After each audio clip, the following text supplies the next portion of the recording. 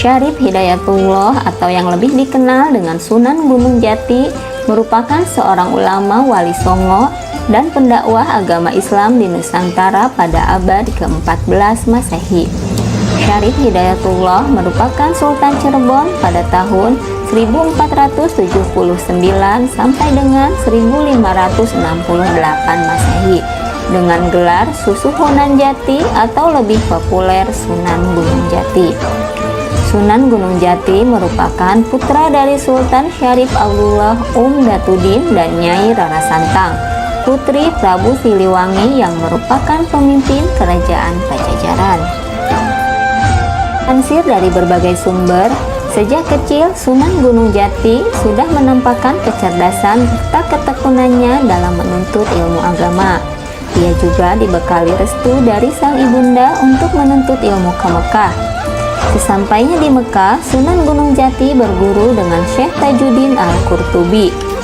Selang beberapa waktu kemudian, ia pergi ke Mesir untuk belajar ilmu kepada Syekh Muhammad At-Taillah As-Sajili yang merupakan seorang ulama bermadzhab Syafi'i. Dengan Syekh Muhammad At-Taillah As-Sajili, Sunan Gunung Jati mempelajari ilmu tasyawuf tarekat Sajiliyah. Atas arahan dari gurunya, Sunan Gunung Jati kemudian pulang ke Nusantara untuk berguru pada Syekh Maulana Ishaq di Pasai, Aceh. Ia juga sempat menimba ilmu kepada Sunan Ampel di pesantren Ampel Dentas, Surabaya.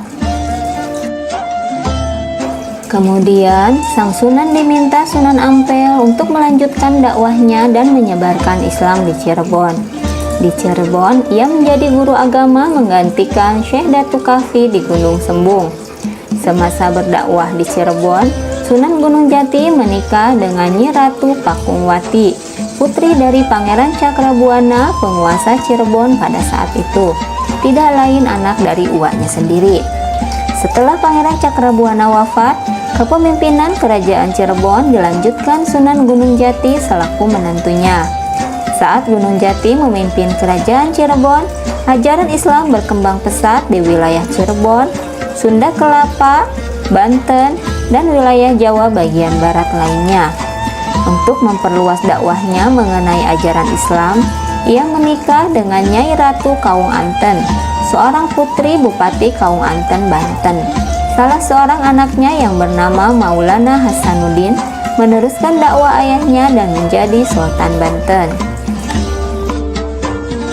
Pada saat itu, Cirebon menjalin hubungan dengan Tiongkok. Sunan Gunung Jati juga menikah dengan Ong Tienyo, putri Kaisar Cina Honggie dari dinasti Ming. Setelah menikah dengan Sunan Gunung Jati, Ong Tin kemudian mengubah namanya menjadi Nimas Rara Sumanding. Sunan Gunung Jati diberi julukan Maulana Jati atau Syekh Jati oleh para santrinya karena ia berdakwah di daerah pegunungan. Oleh sebab itu ia digelari dengan Sunan Gunung Jati. Pada tahun 1568 Masehi, Sunan Gunung Jati wafat. Jenazahnya dimakamkan di Cirebon, Jawa Barat. Makam Sunan Gunung Jati terletak di Jalan Alun-Alun Ciledug, Desa Astana, Kecamatan Gunung Jati, Kabupaten Cirebon. Ini yang harus kamu lakukan jika banyak malai tak berisi penuh dan kopong. Pakailah tandem 325 SC. Terbukti ampuh membuat malai jeti bernas dan terisi penuh. Dengan menggunakan tandem, proses fotosintesa dan penyerapan nutrisi untuk asupan dalam pembentukan malai jeti lebih maksimal, sehingga malai auto bernas dan terisi penuh. Buktikan yuk! Pustaka ditemukan pada sekitar tahun 1450 Masehi. Adipati Tuban Temenggung Wilatikta dianugerahi seorang putra dan kemudian diberi nama Raden Sahid. Sejak kecil Raden Sahid telah dididik mengenai agama Islam oleh gurunya di Kadipaten Tuban. Raden Sahid ketika masa muda adalah anak yang sangat nakal, suka berjudi, minum minuman keras, dan mencuri. Karena rasa malu dengan sikap Raden Sahid, orang tuanya pun sampai tega mengusirnya dari kerajaan. diusirnya Raden Said dari kerajaan membuat Raden Said semakin nakal dengan menjadi perampok yang membuat kerusuhan di hutan Jatisari. Dengan kenakalan yang tidak wajar, Raden Said dikenal dengan sebutan Lokajaya. Namun, atas dakwah Sunan Bonang yang saat dirampok mampu menunjukkan kesaktian dengan mengubah buah aren menjadi emas, Raden Said pun bertobat dan menjadi muridnya. Sebagaimana Sunan Bonang yang dididik dari keluarga Bupati Tuban, Raden Said pun mempelajari kesenian dan budaya Jawa dari Sunan Bonang. Kemudian Raden Said mengawali dakwah di desa Kalijaga yang berada di Kabupaten Cirebon untuk mengislamkan penduduk Indramayu dan Pemanukan. Raden Said tinggal selama beberapa tahun di desa Kalijaga dengan mula-mula menyamar sebagai pembersih masjid Sang Pencipta Rasa. Setelah lama berdakwah, Raden Said kemudian melakukan laku ruhani dengan melakukan uzlah atau menyendiri di Pulau Upi. Setelah melakukan uzlah selama 3 bulan 10 hari, laku ruhani Raden Said diterima Allah, yang kemudian ia diangkat menjadi wali dengan gelar Sunan Kalijaga. Seperti wali-wali yang lain dalam berdakwah, Sunan Kalijaga sering mengenalkan Islam kepada penduduk melalui pertunjukan wayang. Selama menjadi dalang, Sunan Kalijaga berkeliling dari wilayah Pajajaran hingga wilayah Majapahit. Masyarakat yang ingin nanggap wayang, bayarannya tidak berupa uang, melainkan dengan membaca 2 kalimat syahadat, sehingga dengan cara itu Islam berkembang cepat. Tidak hanya sekedar mendalang, Sunan Kalijaga juga memunculkan tokoh-tokoh kuno seperti Punokawan dan lain-lain. Sunan Kalijaga juga memodifikasi alur cerita dan mereformasi bentuk wayang. Perangkat gamelan sebagai pengiringnya, tebang-tebang dan suluknya sampai menjadi seperti sekarang yang kita ketahui.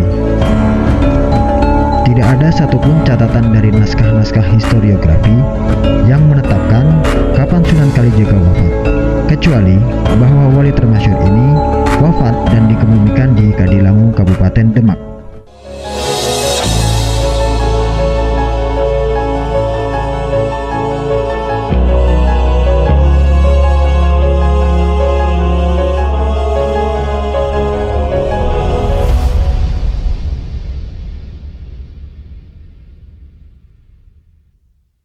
Pemandangan rebahnya tanaman padi tentu sudah tidak asing lagi bagi kita sobat tani.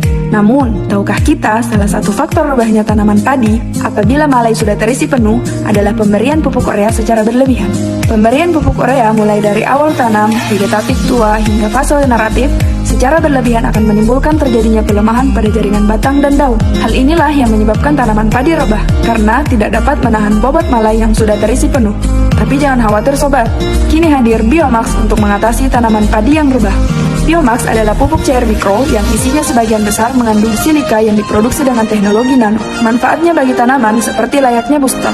Tanaman menjadi lebih sehat sehingga dapat memaksimalkan hasil. Biomax mengandung unsur silika 19,90%, di mana silika merupakan unsur penyusun struktur batang padi. Terdapat banyak manfaat pada Biomax dan tentu saja salah satu manfaatnya mengatasi tanaman yang mudah rebah. Biomax memaksimalkan panen.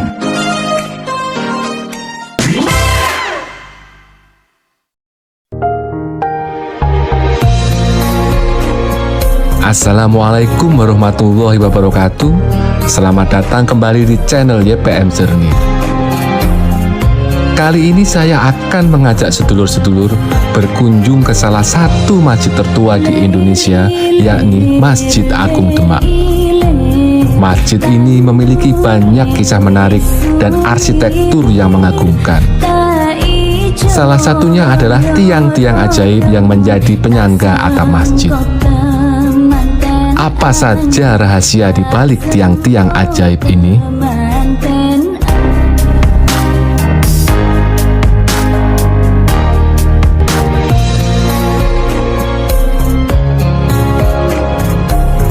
Masjid Agung Demak dibangun pada abad ke-15 oleh Wali Songo pada masa pemerintahan Raden Patah, Raja pertama Kerajaan Demak.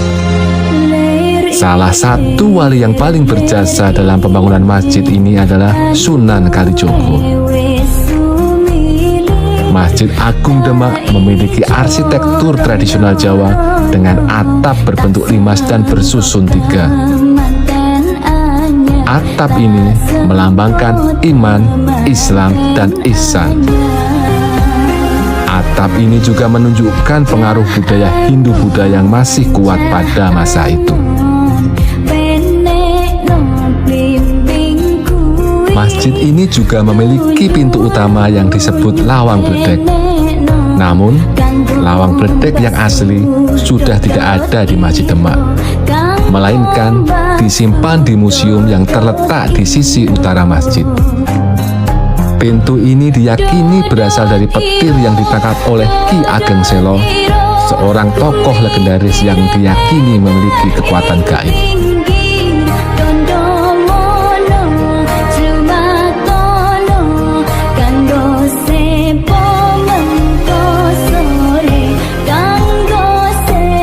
Salah satu keunikan Masjid Agung Demak adalah adanya 4 tiang utama atau soko guru yang menopang atap masjid.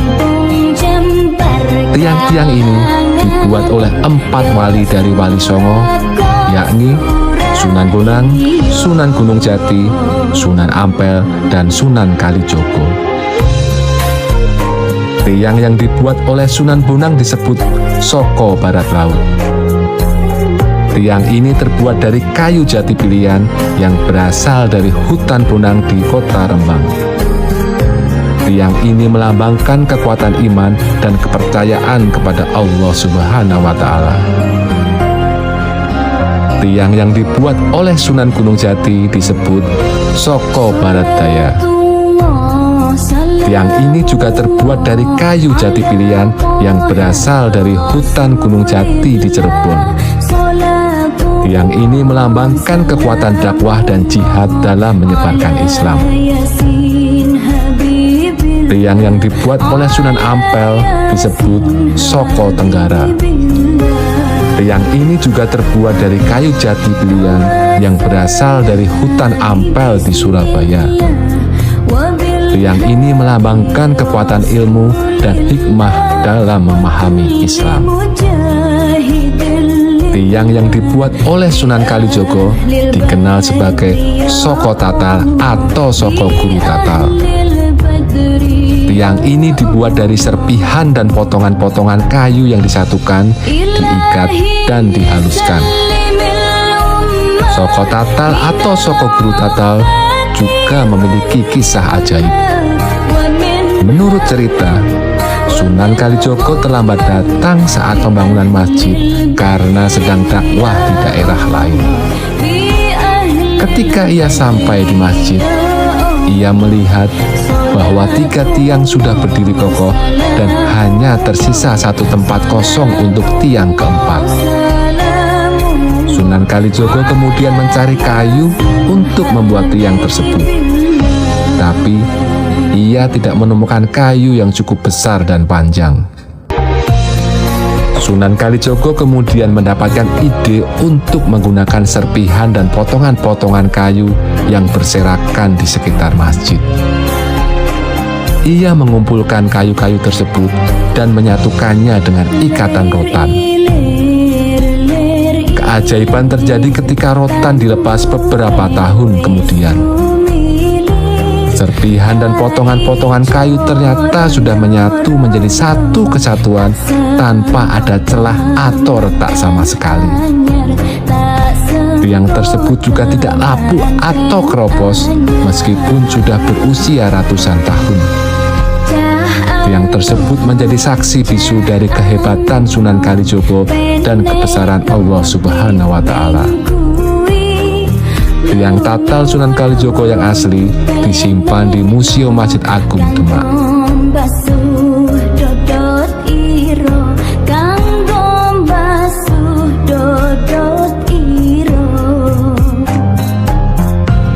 Masjid Agung Demak masih berdiri kokoh hingga saat ini dan terus dilestarikan oleh pemerintah dan masyarakat setempat. Tiap hari ramai dikunjungi wisatawan untuk wisata religi. Masjid ini menawarkan suasana yang tenang dan damai, serta pemandangan yang menawan dari bangunan-bangunan kuno yang ada di sekitarnya. Terima kasih sudah menonton. Wassalamualaikum warahmatullahi wabarakatuh.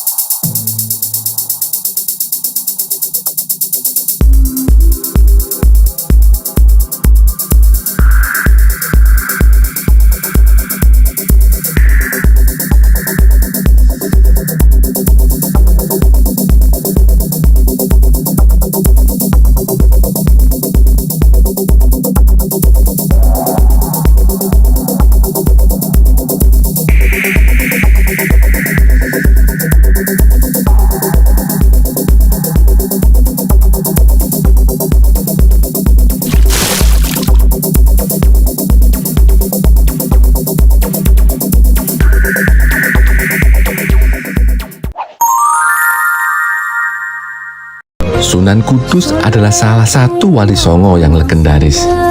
Ia terkenal sakti mandraguna dan menjadi panglima perang terhebat kerajaan Demak. Dalam perjalanan dakwahnya, ia meninggalkan sebuah wasiat yang sangat inspiratif. Wasiat ini sampai sekarang masih dipegang teguh oleh sebagian masyarakat Kudus. Banyak yang percaya jika wasiat ini diamalkan, maka hidup kita akan jauh dari nasib sial dan bakal didatangi kemuliaan. Seperti apa wasiatnya? Mari kita dengarkan sembari berziarah ke makam keramat di belakang Masjid Menara Kudus.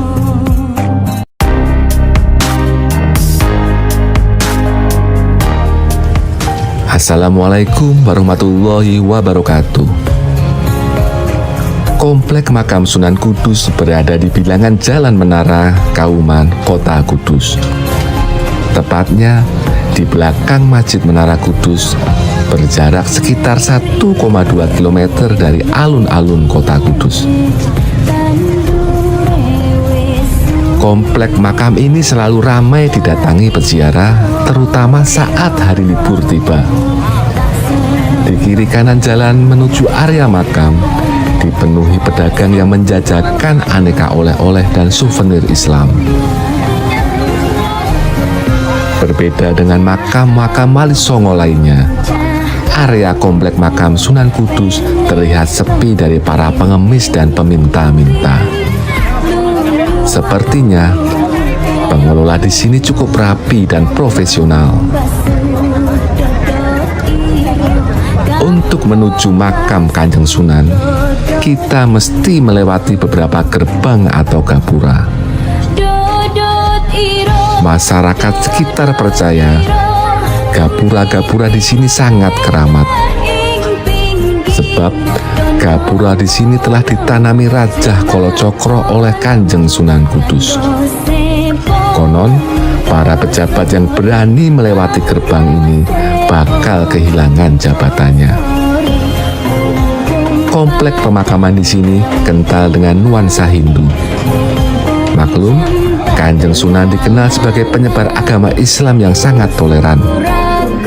Ia begitu menghormati masyarakat Hindu dengan tidak memotong hewan kurban sapi dalam perayaan Idul Adha.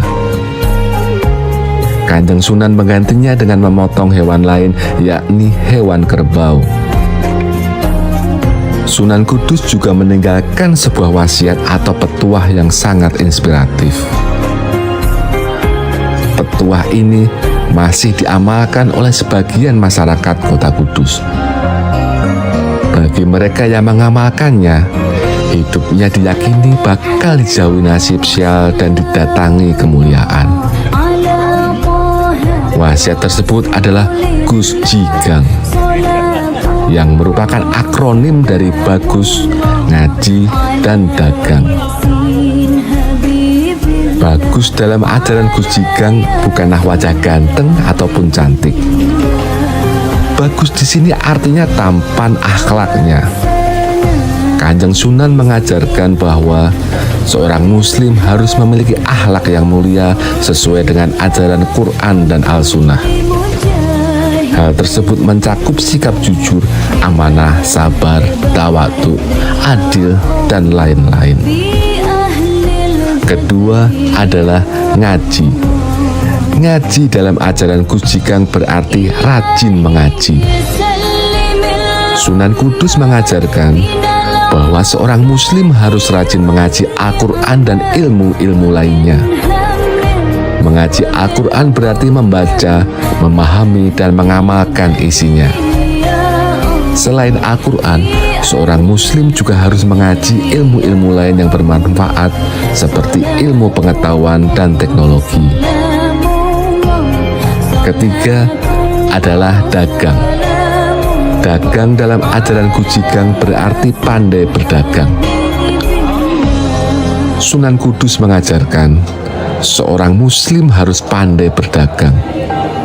Seperti diriwayatkan dalam salah satu hadis Rasulullah, Beliau pernah berkata bahwa 9 dari 10 pintu rezeki datang dari perdagangan. Saat berziarah ke makam Sunan Kudus ini, aura damai dan menenteramkan hati begitu terasa.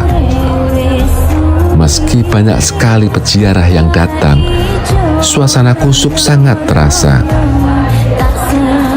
Buat sedulur-sedulur yang ingin menyaksikan upacara buka luhur makam Sunan Kudus, dipersilahkan datang pada tanggal 10 Muharram.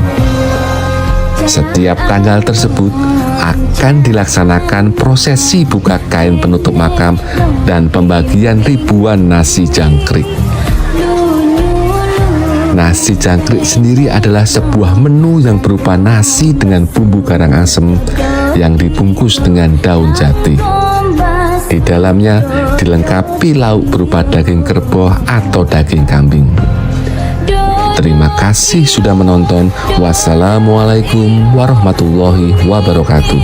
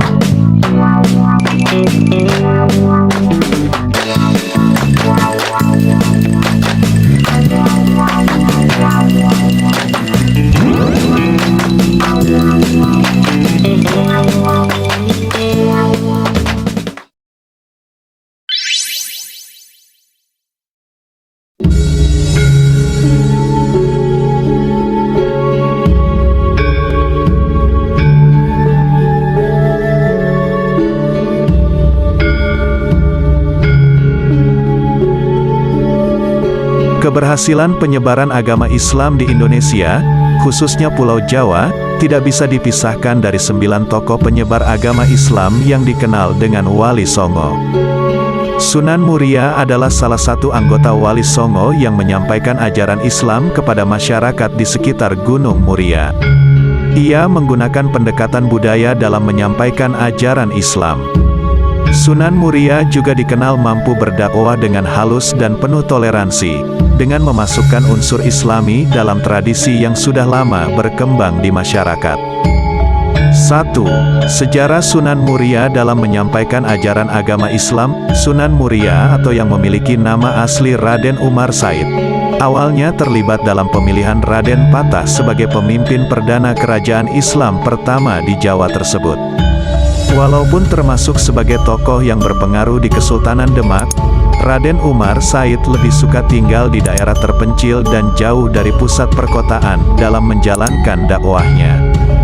Selain itu, Sunan Muria juga lebih suka berteman dengan rakyat biasa sambil mengajarkan keterampilan bercocok tanam, berdagang, dan kesenian.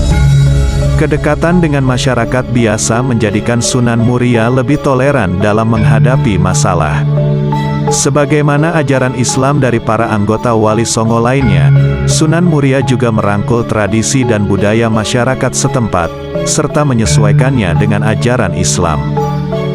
Salah satu tradisi yang diubah Sunan Muria adalah tradisi bancaan, untuk mengirim doa kepada leluhur dengan doa-doa Islam. Dari cerita-cerita wayang itulah, Sunan Muria menyebarkan ajaran Islam kepada masyarakat setempat. Karena pengaruh yang diberikan, Raden Umar Said dikenal sebagai tokoh penting di masyarakat Gunung Muria. Dakwahnya pun meluas hingga daerah Jepara, Tayu, Juwana, hingga sekitar Kudus. 2. Kisah hidup Sunan Muria. Buat kamu yang belum tahu, ulama pendakwah Islam termuda di antara Wali Songo adalah Sunan Muria. Sunan Muria merupakan anak sulung Sunan Kalijaga dari pernikahannya dengan Dewi Sarah, putri Maulana Ishak. Seperti yang disebutkan sebelumnya, Sunan Muria memiliki nama asli Raden Umar Said, namun juga ada yang menyebutnya Raden Prawoto. Julukan Sunan Muria disematkan karena ia menetap di Gunung Muria. Gunung Muria sendiri terletak di pantai utara Jawa Tengah, sebelah timur laut kota Semarang. Gunung ini termasuk ke dalam wilayah Kabupaten Kudus, Kabupaten Jepara, dan wilayah Kabupaten Pati. Ilmu yang diperoleh Raden Umar Said langsung dari orang tuanya. Namun saat beranjak remaja, ia mulai berguru kepada Ki Ageng Ngerang bersama Sunan Kudus dan Adipati Pathak. 3. Tanggal wafat dan beberapa peninggalan Sunan Muria. Sunan Muria meninggal dunia pada 1551 M. Makamnya terletak di lereng Gunung Muria, Kecamatan Colo, 18 km utara kota Kudus. Makam Sunan Muria berada di bagian utara kompleks yang terdapat dalam bangunan cungkup dengan atap sirap 2 tingkat. Di bagian timurnya terdapat makam dari putri Sunan Muria yang bernama Raden Ayu Nasiki. Sedangkan, pada bagian selatan terdapat makam Panembahan Pengulu Jogodipo, putra Sunan Muria. Tak hanya itu, di sekitar makam Sunan Muria, juga terdapat 17 makam prajurit dan abdi dalam Kesultanan Demak yang menjadi pengawal khusus sang ulama. Karena dikenal sebagai sosok yang berpengaruh di masyarakat, Sunan Muria memiliki banyak peninggalan yang berunsur Islam. Mulai dari Masjid Sunan Muria, situs air gentong, Parijoto, Pakis Haji hingga Bulusan dan Kayu Adem Jati. Masjid Sunan Muria sendiri terletak di puncak Gunung Muria di ketinggian 1.600 meter di atas permukaan laut. Di dalam masjid terdapat beberapa benda yang pernah biasa dipakai oleh Sunan Muria semasa hidup. Nah, itulah beberapa informasi seputar sejarah dan kisah Sunan Muria yang dapat kamu pelajari. Dari Sunan Muria, kita dapat belajar agar bisa berteman dengan siapa saja tak memandang status sosial serta ekonominya. Selain itu, kita juga harus menghargai setiap tradisi dalam masyarakat. Jangan lupa untuk dukungannya untuk channel ini dengan cara klik tombol like, comment, share, and subscribe. Terima kasih.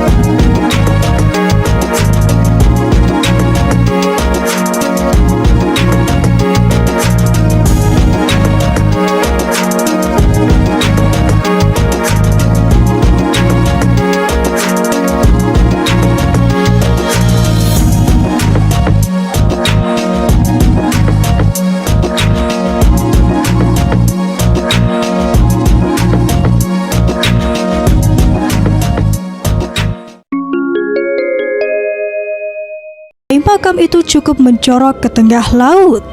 Ada jembatan penghubung dari pantai untuk wisatawan yang ingin berziarah ke makam itu. Di makam itulah jasad seorang ulama besar Demak dikubur. Dia adalah Syekh Abdullah Muzakir, atau akrab pula dipanggil Mbah Muzakir. Dulunya ulama yang lahir di Dusun Jago, Desa Wringin Jajar, Kecamatan Meranggen tahun 1869 itu disebut-sebut sebagai pencetak kader kiai muda di Demak dan sekitarnya. Lalu siapa sebenarnya Syekh Muzakir itu? Sebelum menjadi ulama, Syekh Muzakir banyak berguru pada para ulama. Salah satunya dengan Syekh Soleh Darat. Sekitar tahun 1900, Syekh Muzakir menetap di Tambak Sari, Bedono, Demak. Di sana dia menikah dengan Nyai Latifah dan Nyai Asmanah. Beberapa waktu kemudian, dia menikah lagi dengan Nyai Murni dan Nyai Imronah. Dari keempat istrinya, dia dikaruniai 18 orang anak. Dilansir dari demakap.go.id, Ulama yang sehari-hari bekerja sebagai petani Demak itu kebal terhadap berbagai macam senjata. Selain itu, dia juga kerap diminta orang untuk menyembuhkan berbagai penyakit. Walau begitu, ia tidak meminta imbalan atas pertolongannya itu. Syekh Muzakir meninggal pada tahun 1950 di usia 81 tahun. Dilansir dari demakcup.co.id, salah satu karomah yang diberikan Allah Subhanahu wa Ta'ala kepada Syekh Muzakir adalah makamnya yang tidak terendam air laut, walau tanah-tanah di sekelilingnya sudah tenggelam. Ini pula yang terjadi pada makam istri dan anak-anaknya. Tak heran, makam Syekh Muzakir dan keluarga dianggap keramat karena tidak terkikis diterjang pasang surut air laut. Untuk menuju ke makam Syekh Muzakir, para peziarah harus berjalan sepanjang 700 meter melalui jembatan yang di kanan kirinya merupakan air laut. Karena keajaiban makam Syekh Muzakir itu, berkembang mitos bahwa masyarakat percaya makam itu mengapung dan tidak akan pernah tenggelam walau pasang air laut tinggi. Hal itu diyakini masyarakat karena keluhuran budi Syekh Muzakir yang semasa hidupnya melakukan syiar di wilayah tersebut dan sangat berjasa dalam pembangunan akhlak warga setempat, baik dalam ilmu agama maupun tradisi yang diajarkan.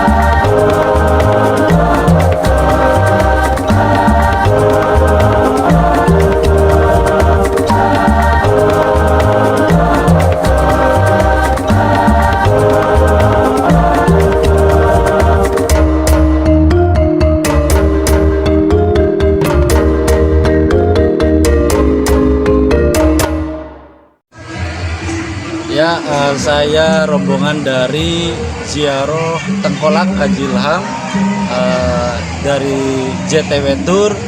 Perjalanan ziarah kali ini sangat memuaskan. Terus juga supir, konduktor, dan tim dari JTW Tour itu sangat memandu dan memang melayani dengan sepenuh hati. Apalagi di sini ditutup dengan wisata kemana? Gucci, sangat recommended sekali. Terakhir kami ucapkan terima kasih dan pokoknya JTW Tour mantap. Ziarah Wali Songo Pondok Pesantren As-Salafiyah bersama JTW Tour mantap. Dodi Jaya. Mobil Dodi Jaya. Oke. Assalamualaikum warahmatullahi wabarakatuh. Perkenalkan, nama saya Rusya Suryana, perwakilan dari PT Biotis Agrindo di Karawang. Alhamdulillah pada hari kemarin dan sekarang saya sudah melakukan tur ziarah bersama Kios Taruna Jaya Karawang memakai PO Dedi Jaya bersama travel JTW Tour. Alhamdulillah perjalanan dari kemarin sampai sekarang sangat memuaskan. Pelayanan juga baik, baik itu para penumpang yang ingin kencing, terus pelayanan dari travelnya juga baik, sangat respon gitu. Pokoknya saya merekomendasikan bagi siapa saja yang ingin melakukan perjalanan, baik itu wisata ataupun ziarah, gunakan travel JTW Tour dan juga bus pariwisata Dedi Jaya. Baik, sekian testimoni dari saya. Assalamualaikum warahmatullahi wabarakatuh. Kalau hasil padinya mau melimpah lebih bagus, kita pakai obat stadium, fokus sama tanam dari produk Biotis. Kalau ada yang minat, tinggal datang aja ke Kios Tani Makmur Haji Casman.